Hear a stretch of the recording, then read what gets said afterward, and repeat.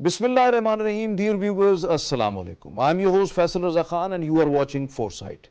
Viewers, Pakistan is currently on track to complete International Monetary Fund's 9-month standby arrangement of 3 billion US dollars subject to the approval of the IMF Executive Board. Finance Minister Mohammad Aurangzeb already committed that he is going to pay an important visit to Washington, United States next month particularly, where IMF and World Bank spring meeting is going to be scheduled. And it's most likely that Pakistan will have the talks, initial talks on the next extended fund facility, which is going to be at least $6 to $8 billion or might be more than that, because that is going to be negotiated next time. So when we are talking about IMF bailout package, IMF has already laid down some of the requirements and conditions for Pakistan, particularly the economic reforms related to the tax, broadening the tax base, along with the removal of all the subsidies, particularly hike of the gas and electricity tariffs, and along with that there are a lot more things which are already there regarding the economic reforms. So we will discuss that what measures are required and how Pakistan is going to meet all those conditions to get this extended fund facility. To talk on this important subject, we have in our studios Dr. Khalid Waleed. He is the senior economist. Most welcome to you, Dr. Sahab. Thank you very much for your presence here in the studios. We have online joining us Dr. Noor Fatima. She is the expert in political economy. Most welcome to you, Dr. Sahiba. Thank you very much for joining us online. My first question to you, Dr. Khalid, that when we are talking about the standby arrangement, that the last tranche subject to the approval of IMF board, executive board, so that is still pending. So when we are talking about extended fund facility, Pakistani foreign minister is going to have some sort of initial talks on that. So what are the prospects and pertaining to the conditions laid down by IMF, whether we are on track on those things which is related to the economic reforms and we are going to get that bailout? Well, let me start with appreciating the former finance minister. She has laid a foundation and completed this SBA with very effective and very structural sort of way. This foundation will help us in building a platform where we can negotiate with the fund so that we can get this extended fund facility. Second thing for positive for Pakistan is that there is a finance minister in this current setup which has deeper ties with private sector, has professional expertise. Second, the most important thing for Pakistan is that the finance minister plus the foreign minister, he has a previous background of finance ministry as well. So this team, I guess, in a very better place to negotiate with IMF so that Pakistan can not only address its structural issues pertaining to fiscal side, pertaining to energy side, pertaining to how Pakistan deal with private sector. This can be phenomenal for Pakistan. And third thing that should be understood is that Pakistan needs a long-term IMF program. We need to complete IMF program, and we need to sort of have this a long-term and persistent sort of program so that we can put economy in a right track, on a right direction, following the textbook rules of macroeconomics and economics. There should be no discretion over rule of economics, so that for the longer period of time, Pakistan has this strengthened sort of economics available to Pakistan, and that not only in terms of growth, in terms of equitable development as well. You were talking about the experienced finance minister and the foreign minister, and one thing is very important, that this both the experienced people, along with that the government is very clear-headed that where we have to go. So IMF says that if there would be a thorough and appropriately tightened policies, then that inflation could decline to 18.5% by at least June 2024. Do you think so, that it is possible, and there is some lack on our part? Well, inflation is already very high. It needs to come down. So all the policies that would be formulated under the extended fund facility, because it is extended fund facility, which means that all the reforms, the structural reforms would continue and they would be extended for the longer period of time. All the reforms would be directed for reduction in inflation, achieving high economic growth. I would say that what Pakistan needs to do, two things: achieve higher growth. Second, how we can sort of link these tightening of policies or tightening of structural policies with effective social security sort of program, where we can not only protecting our macroeconomic stability, we are protecting our poor segment as well. How we can achieve that? We need to have a balance between these tightening monetary fiscal policies with effective social program with targeted subsidies, not the blanket subsidies. This is what IMF require. We need to sort of rationalize our subsidies, make them more targeted, eliminate all sort of blanket subsidies. Just to give you an example, in terms of financial instability in energy sector, it comes from the inefficiencies, comes from inefficient subsidies, because we are providing blanket subsidies where one person who has a Pajero is getting petrol on same price having one person having motorcycle. So we need to sort of navigate our way in such a way that we are targeting we have to rationalize all those subsidies, whatever that is. So you have just mentioned about the energy sector. So how do you see that energy sector viability must have to be there? Along with that, when you remove the subsidies or having the tariff hike, how do you see that the swelling circular debt issue will be settled down? And if that happens, ultimately economy is going to suffer, because industry will get electricity or gas at a very high tariff. And ultimately some of the pro-poor policies and inflation would be on rise, then there would be unemployment as well, then you have no competitive market, then trade diversification would not be there, or might be the exports would be decline. Ultimately economy and the businesses are going to suffer. So when you are talking about rationalizing the subsidies, what it means when IMF says remove all those subsidies which are there at the gas and electricity sector? Well, I would say that we need to send strong price signals just to avoid or eliminate unproductive consumption. If you see the consumption mix of Pakistan, particularly in energy sector, we are contrary to the world trends. For example, in Pakistan, the residential or domestic share in energy is more than 50%. It is contrary in China. China has more than 50% share of industry in terms of energy consumption. So we need to integrate our industrial production with energy so that the energy generated through expensive sources, through dollars, that can be translated into meaningful and productive industrial production, so that we can earn revenues back and we can sort of offset these import and export sort of way in terms of energy. This is one thing what we can do, and the benefits that we get from industrial production, that can then translated in the form of targeted subsidies for the poor sector. So this should be the start. Link industrial sector with energy, because in electricity we have excessive capacity.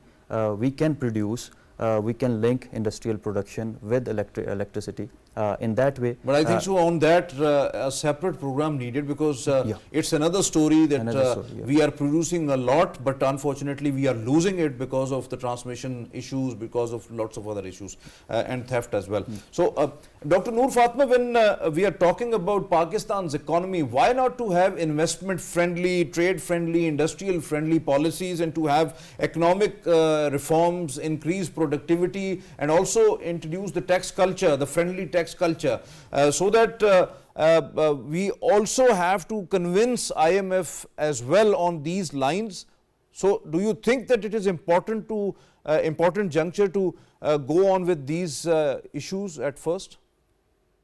Yes, I think this is very important. The reason is that now when we are moving for another loan to IMF, basically, uh, they are asking for you to fulfill certain of their requirements, and we have completed already 25 points out of 27 conditions of the IMF conditionality. So that was important, and the major thing, the core thing which the IMF is emphasizing throughout this program is, of course, the opening up the economy and liberalization of the economy, and then, of course, this investment friendly regime formation.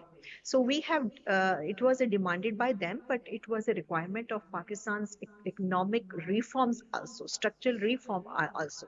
As Dr. Waleed has rightly said, that we need actually structural reforms now.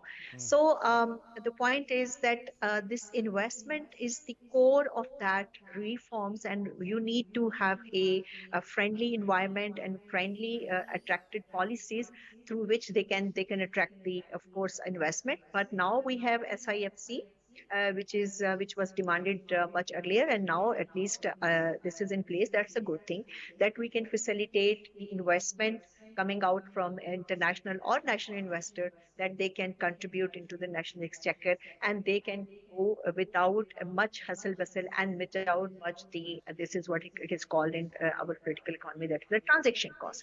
So we need to reduce the transaction cost, reduce the uncertainty, and of course this is also, this can be done only when we have political instability in this country, because all the stakeholders are required to do their um, uh, such kind of issue, I national think so. issue. And There is an audio issue with Dr. Noor Fatima right now.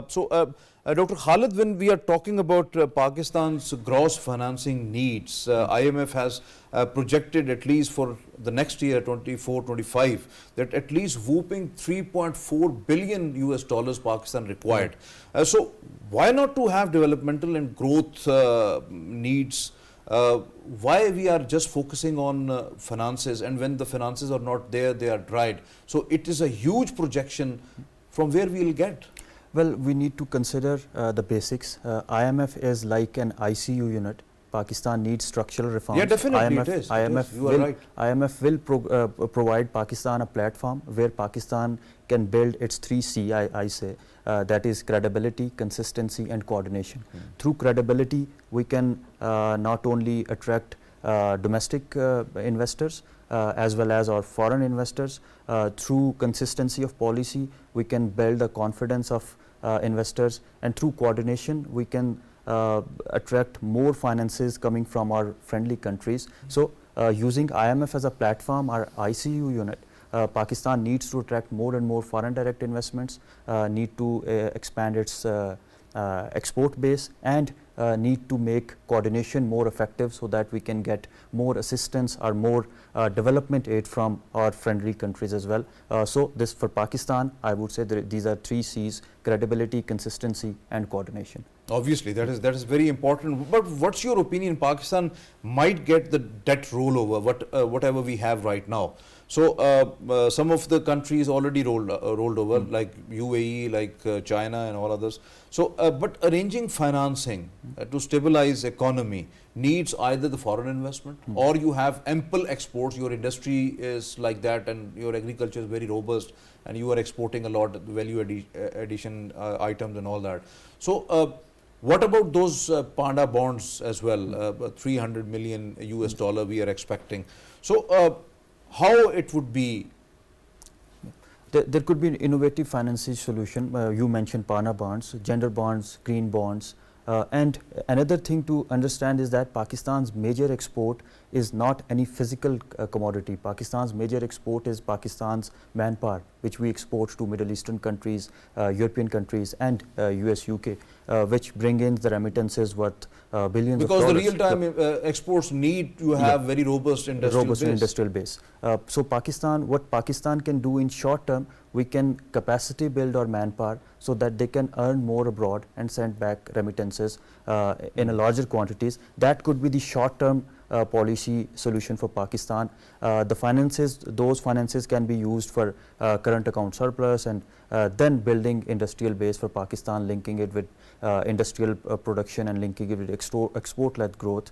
And thirdly, for the longer period of time, do these structural kind of reforms, keeping in the persistent sort of IMF's program, and do these structural reforms, reform in taxation, reforms in energy sector, reforms in private sector, so that there is more synergies can be developed. Obviously. Not only for Pakistani investors, but investors coming from abroad as well. Lastly, Pakistan can enhance this coordination, linking regions with other regions, particularly Middle East with Central Asian republics and China. That could also catalyze Pakistan's economic growth as well. But ultimately, you know that Afghanistan is the question really, because would there be the peace in Afghanistan, and Afghanistan is going to facilitate all that or not? Dr. Noor, Fatima, when we are talking about the debt burden, how do you see that it is increasingly accumulating and rapidly it is happening, and it reached to the point now that where it is 77.1% to the GDP. So how do you see that? This is a huge burden really. Yes, it is a huge burden, and ideally Pakistan or any country who is dealing with the debt, they should not go ideally 50% debt to GDP or max 60% debt to GDP. Pakistan is now over 80% debt to GDP, which is very alarming. It means that we are really struggling with with our, of course, the growth, or of course our inflation, our investments, and then trade and everything. So Pakistan basically needs to bring this debt burden at least to the extent of 60% debt to GDP. Debt to GDP is quite high, even in the US. Last year, it went up 100% GDP debt ratio. So the Congress has to warn the government, of course, that they need to do. So this is a highly dangerous trend for any kind of a sustainable economy. So sustainability of economy can become a very big question when we have a higher debt. So this is a question. This is a kind of I would say a challenge for this government: reduce the debt and not actually add on the debt burden concerning Pakistan.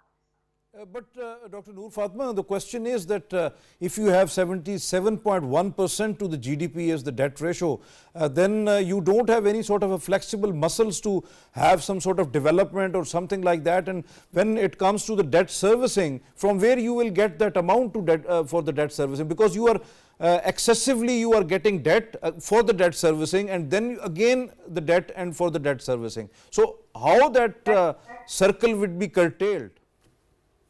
That circle will be curtailed only as I agree with Dr. Waleed. We will, unless we do this structural adjustment, structural reforms, I would say. Unless we do these structural reforms, economic reforms, tax reforms, we need to generate revenue, and not revenue from the salaried class, from those classes which are already paying. We need to extend our base. We need to have more base, more revenue. People to bring into the revenue. Actually, the issue is this, that we need to have a structural change.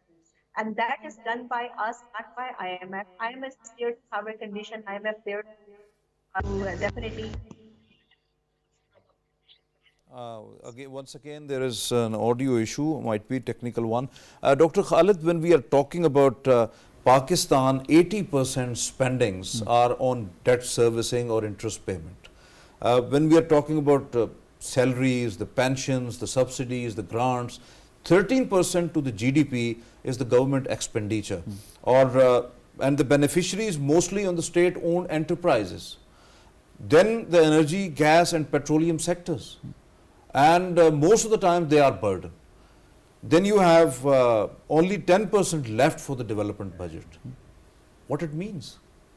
Well, Dr. Noor rightly mentioned that debt to GDP ratio is very high. Another ratio that is low in Pakistan is tax to GDP ratio. We need to increase that so that we can have revenues coming into Pakistan through broadening the tax base, not the tax rate, having more and more sectors coming under the tax. For example, real estate, retail and agricultural income. That would not only increase Pakistan's revenue requirement but also attract more filers. We can do this through digitalization, eliminating informal economy, making it more formal. Third is that Pakistan needs to cut on expenditure side, public expenditure side, rationalization, not in terms of just layoffs, but linking incentives with performances and productiveness, so that Pakistan have these revenue plus expenditure sides reforms in these structural sort of way. Third, very most important is that Pakistan needs to look into SOEs, the state-owned enterprises. What Pakistan can do, or the government can do, is we can introduce corporate principles to run these SOEs, independent board members having managerial skills, so that the loss-making SOEs sometimes can be change the management, sometimes to have more robust people from the private sector to run that organization to make it profitable or something like that. Yes, privatization is a solution. Just to give you an example from energy sector, there has been talks that discos distribution companies should be privatized. They should be privatized, but before privatizing, we need to ensure that there would be competition among those privately owned distribution companies, so that efficiencies can increase and the benefits can be trickled down to the masses and consumers. In that way, that would be a persistent policy solution for Pakistan's energy sector, Pakistan's macroeconomic stability as well. Yeah, definitely. You are absolutely very right. And we are really thankful to you, Dr. Khalid Waleed, for being here in the studios and for your candid views particularly. Thank you very much for your facilitation. Thank you. So nice of you. Dr. Noor Fatima, why we are focusing fiscal policy of economic growth rather than enhancing economic productivity, trade diversification, export-led growth, capacity for the real development? We need the structural reforms to actually go on the development and growth path. So, am I audible? Yeah, definitely audible. Please go on. So that's why and fiscal deficit is what the IMF is most concerned with it, and then we need to be more performing economy, because then we need to get more balance of trade, and the balance of trade is what is the core of this economic program of IMF.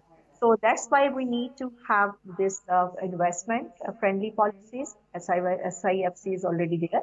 So these are things will ultimately lead us to good economic growth, and because in this year we are going to have a very moderate economic growth, that is what IMF concern is for the next our structural adjustment, or I would say extended fund facility that depends upon how actually we are going to address our structural issues, the economy, particularly the tax revenue and our and all those entities which are already a burden on Pakistan's economy, which are actually our tax revenue is eaten up by them, particularly our steel mill is there, PIA is there, many other SIC industries are there and entities are there, which IMF wants us to either to deal with them, for them to perform properly, or they want us to privatize them, so that they should be performing and they should be contributing into the national exchequer of the economy. So that is the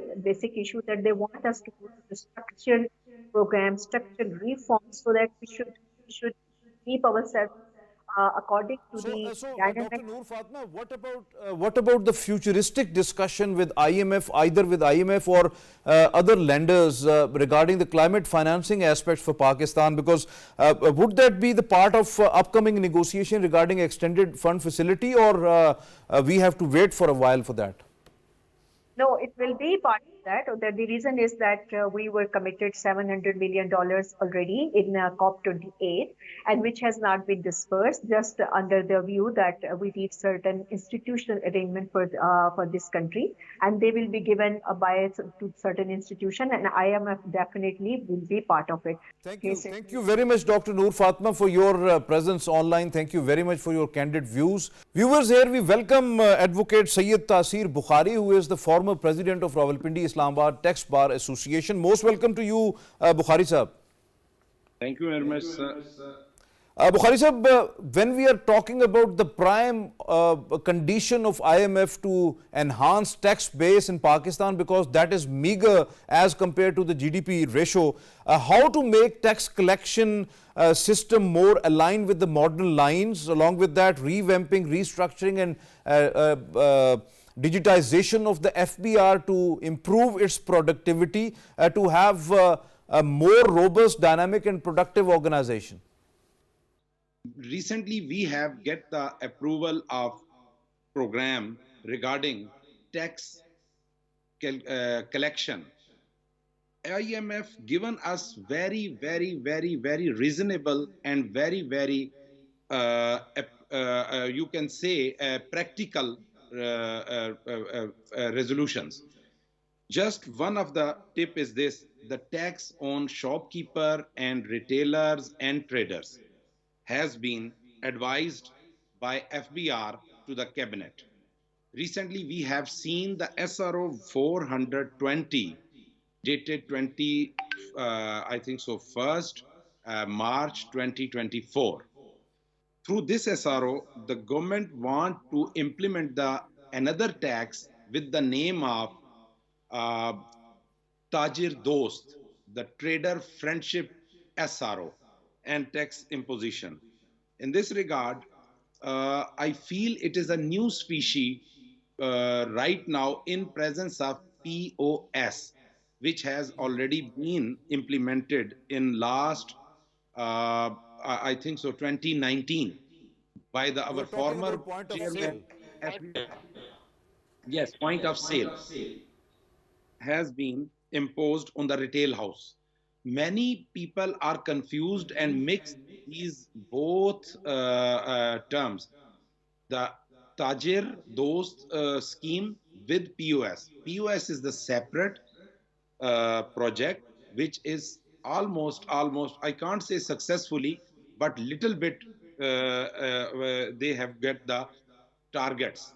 And nowadays, many retail outlets are paying taxes under the point of sale software, which is integrated with FBR.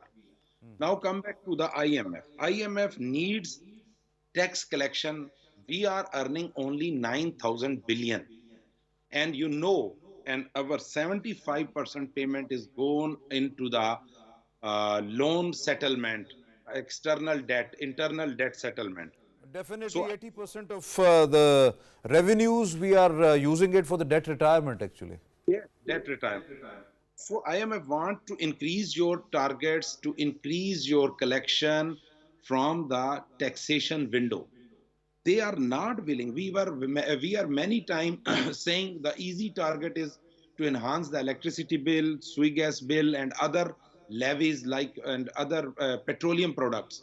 Easy way to get the target, but badly we failed in past. No need of restructuring of FBR, as per my expert opinion. Like I just give you the example, the taxation system runs under the Income Tax Ordinance 2001. You know what is the age of this ordinance? Now, this ordinance attaining the age of 23 years. Before this ordinance, there was an ordinance, 1979 ordinance. What was the age of this ordinance? 22 years. When the ordinance and legislation become mature, passing the test of judicial process, and immediately we have to change the ordinance, change the law, change the structure. What is this? Why not we run the system within the lines? It is unfortunate, So unfortunate, unfortunate. Bukhari sir, when we are talking about, we are talking a lot about taxing the untaxed sectors and the individuals. But what about these sectors like agriculture? You have mentioned retail and traders. What about services? What about finances? What about real estate? So how that is going to be done? Because this is again the IMF demand as well. And if we want to sustain Pakistan's economy, develop it, we have to tax these sectors. Yes, it is a pertinent question, and I tell you, very, very glaring figure. Our neighbor is India. You know, India provincial taxation system contributes 30% of their tax targets. And what's the figure in Pakistan? Just alarming. It's not more than 3%. You said that untaxed sector. Yes, we have legislated 2011 the Sindh sales tax ordinance or act, sorry, and Punjab sales tax, KPK sales tax, and Balochistan sales tax from 2011 on behalf of the 18th Amendment, when 18th Amendment give authority to the provinces to collect their own taxes and their own development works. So it is the alarming position where we are stand, where our provinces, NFC, when we are talking about NFC, provinces jump over the federation and asking for the share. But where is the share of tax contributed by the provinces? So this is the untaxed sector. Till to date, there have, I think so, many work need to do something for betterment of the provincial taxes. And as you talk about the agriculture tax since last 75 years, we are waiting for this. But the wheat price and the other agriculture product prices goes to skies above the sky. But there is no tax system for agriculture system. So, when we want to have revenues in the country so that we can have soft debt servicing and attaining those finances for the development. So, do you think that there is a robust plan needed to have enhance the tax base and the double taxation on those who are paying, unfortunately, because the salaried class that is at source deduction, then you have indirect taxes. So there most of the times, most of the areas, most of the people are paying double, triple taxes. So and that anomaly as well. Yes, of course. The unfortunate thing is this: the salaried class, ever since Independence Day of Pakistan until to date, they are paying taxes on gunpoint. Right now, the government has taken the step towards the collection of tax system of Pakistan. It is a positive sign regarding this SRO 420 of 2024, which will take place in first week of July. Yes, one another thing which is very much important, how does you can get the tax from the trader, from the retailer? You know, the major bleeding is from the retailer sector. Even manufacturer and importer are obliged to, under obligation, to pay the taxes at port and at the gate of the factory. But only the escape for the retailer is available till to date. Now the government is trying to get this portion, not more tax, I think so 80 billion or 100 billion roundabout maximum tax if they get registered all 3.1 million trader, shopkeeper, other than the registered as POS, point of sale. They will get the tax target. So hopeful for the best, and we think if the strategy and planning not failed and not mixed up and don't make the country as a laboratory to do the things with existing infrastructure, and you will get the results. So you were talking about to have enhanced tax base, and IMF is talking the same. It is important to emphasize upon that. With the revenue growth of 31% during the financial year 2023-2024, what you expect about a revenue target of at least rupees 16.5 trillion during the next fiscal year of 2024-2025. Do you think that that is going to be achievable when we have still the basic structure is a bit fragile? You're absolutely right, but unfortunately, our targets achieved last 2 months, which is May and June. Still, we have April in our hand, and it is the way an FBR many time to show their collection in the end of the June, and with the promise with the big taxpayer to refund these amounts in the month of July, which is unfortunate. So we hope they will get, but it is tough target. I think so, not 6,800. I think so. Before 1 week, that was 5,800 billion. I think so. If I'm right, that was the shortfall right now. But they have complete 3 months, and after Eid, I think so. The economic activity will be boost, and the collection might be make little bit higher than previous 3 months. Last 3 months, the election and status quo and all these things, the economy go on slow down. One another reason I tell you very clear, the bank interest rate. It is the very difficult for the trader, for the distributor sector, and for the trading sector to do their business on the rate of 22% plus Kaiber.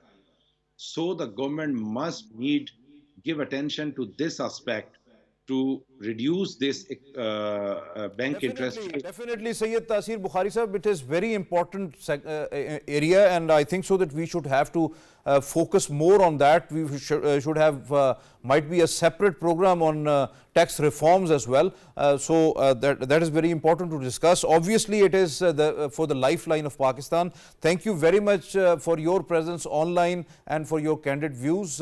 So nice of you. Viewers, as our panelists suggested, and it is very important that we have to go on with the reforms which are already envisaged, and the caretaker government has done some groundwork, and also it is important that we should have to continue, and this government is very serious in its decision making, and also they have the will to do something, and no doubt that standby arrangement facility of the IMF that is going to be ended in the next month of April, and soon after there are lots of hopes hanging upon that the IMF is going to have another medium term or long term extended fund facility for Pakistan, so that we must have to be hopeful. But on the other hand, it is important that we should have to focus on economic productivity, trade diversification, export-led growth, expansion in the tax base. That is inevitable. We have to carve investment, trade and industrial friendly policies, just like the trader friendly policy. So we have to move on with that, because ultimately, if we want to succeed, if we want to see Pakistan prosperous, developed, it is important that we should have to work very hard to bring economy at a stage where everyone feel prosperous, and particularly this hyperinflation, which is actually disturbing each and every citizen of this country. They must have to get out of this turmoil-like situation. This is today's Foresight. It's time to sign off. Allah Hafiz.